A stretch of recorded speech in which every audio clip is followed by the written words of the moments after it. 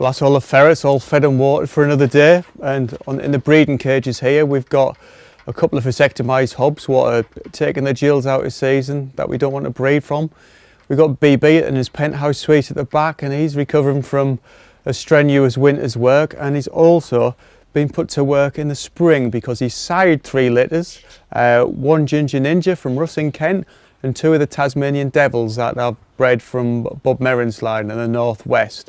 And there's high hopes for these ferrets because it's a bit of a sad state of affairs that in the 21st century we're talking about ferrets not having the same prey drive that they did 5, 10, 15, 20 or even 30 or 40 years ago. The characters that used to breed these ferrets are becoming irreplaceable.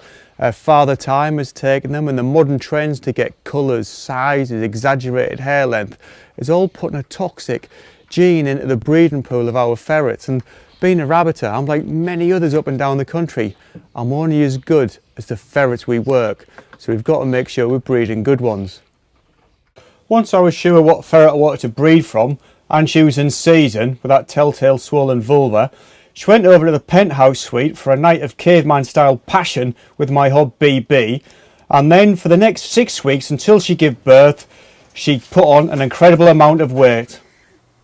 Generally, ferrets make excellent mothers, instinctively preparing themselves, and the squeaks from her nest herald the arrival of the next generation of Pakefield ferrets.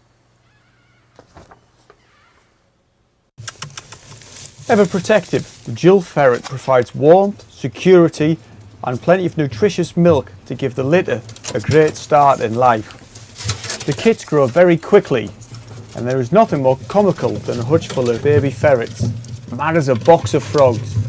The naivety, youthful exuberance and energy ensures they will spend large amounts of time mimicking their hunting skills on each other, and although it looks far worse than it is a vital part of their upbringing.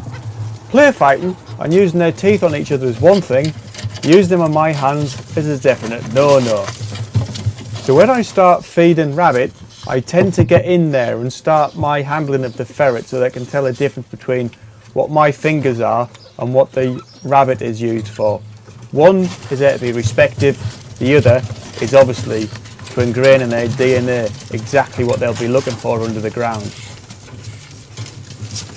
Raising a litter of kits, physically and mentally, takes its toll on the ferret, and like any mother, deserves the rest it can get and get it when it can.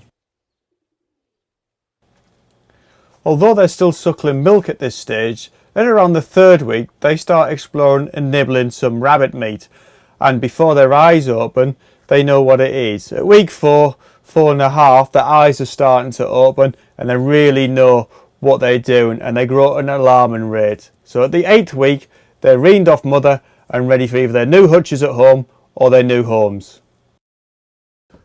Who knows what the future holds for these little ferrets, but I can guarantee one thing, they're going to get plenty of work.